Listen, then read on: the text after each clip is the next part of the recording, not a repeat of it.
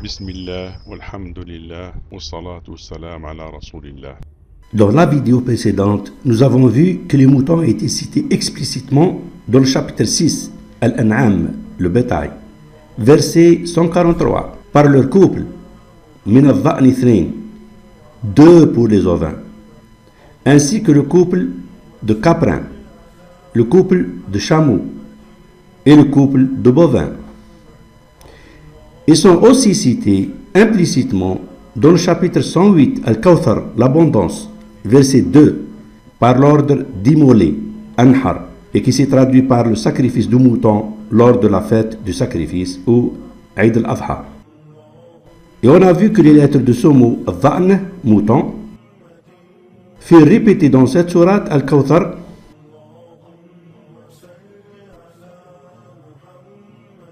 soit un total de 27 lettres.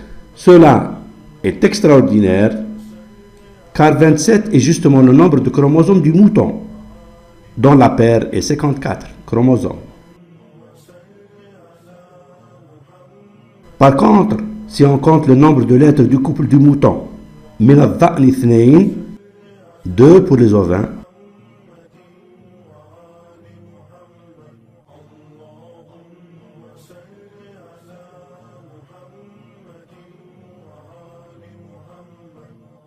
on trouve un total de 54 lettres.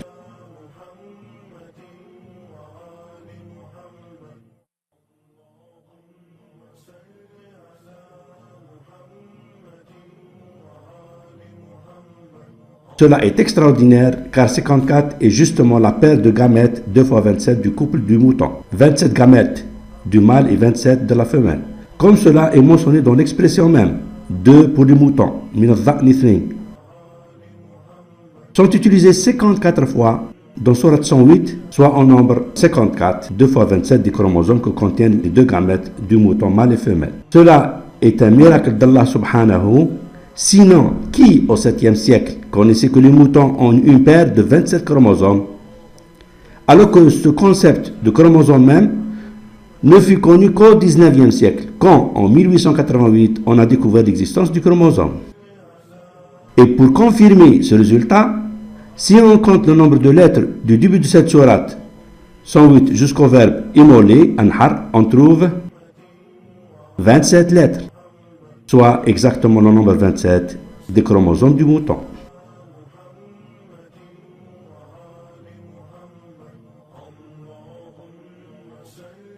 On a vu que le nombre de chromosomes du mouton est 54, soit 2 fois 27.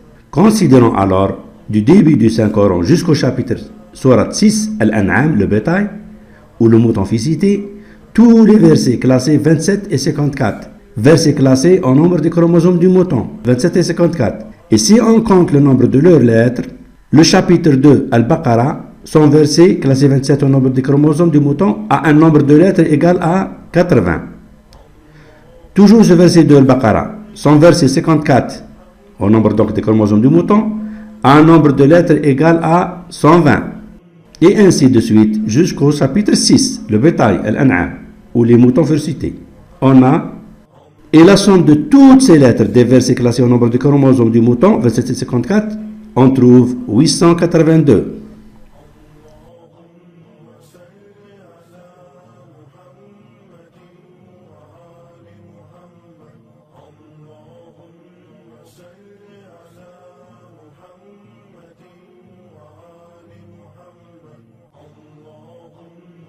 Et ce qui est extraordinaire est que dans le tableau alphanumérique Abjad classé de 1 à 1000, la valeur numérique Jummal du mot Dha'n est justement 882.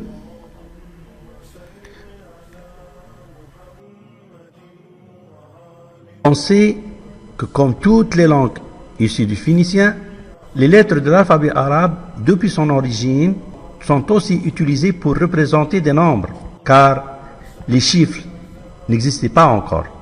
Et ainsi, le premier groupe de 9 lettres de l'alphabet arabe, Abjad, représentait les nombres de 1 à 9, alors que le deuxième groupe de 9 lettres représentait les nombres de 10 à 90, et le troisième groupe de 9 lettres représentait les nombres de 100 à 900. Et la dernière et 28e lettre de l'alphabet arabe abjad représentait le nombre 1000.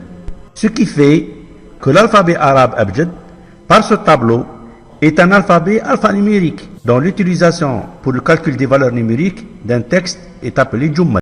Justement, on a découvert qu'au texte alphabétique du Saint-Coran correspond un texte numérique. Et comme cela fut prouvé dans plusieurs vidéos précédentes, le Saint-Coran existe ainsi dans sa version numérique, où les chiffres prennent les places des lettres. Ainsi, le total des lettres des versets classés 27 et 54 au nombre des chromosomes du mouton, des chapitres du début du Saint-Coran jusqu'au chapitre 6 qui a cité les moutons, est 882, soit exactement la valeur numérique Jummal 882 du mot mouton, Dha'n, dans le tableau alphanumérique Abjad.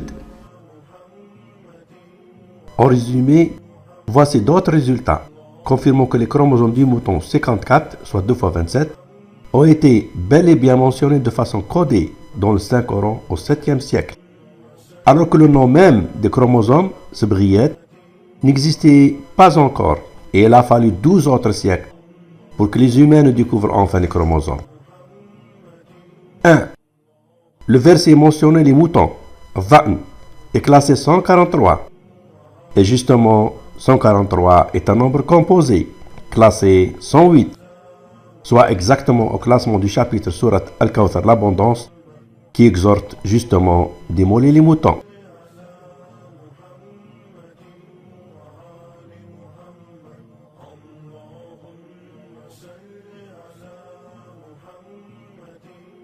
Deux.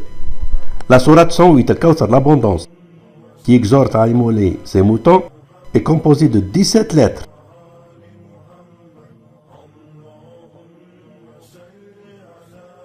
Classement du nombre composé 27, nombre de chromosomes du mouton. 3. La valeur numérique du mot Dha'n, mouton, selon le tableau alphanumérique Abjad classé de 1 à 28 et 54, soit au nombre de chromosomes du mouton 54.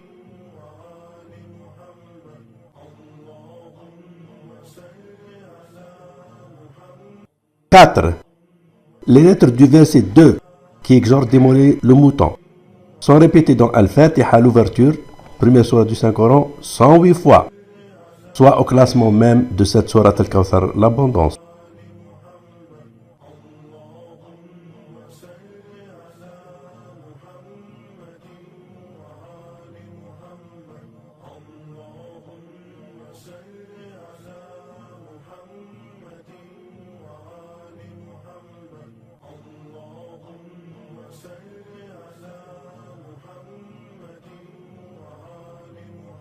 Cinq. Si on compte du chapitre 6, le bétail, où le mot mouton est mentionné, jusqu'au chapitre 108, Al-Kawthar, l'abondance, où le mot immolé, Anhar, est mentionné,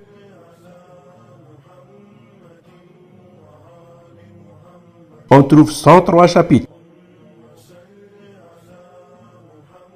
Et justement, 103 est un nombre premier, dont le classement est 27, soit le nombre de chromosomes du mouton.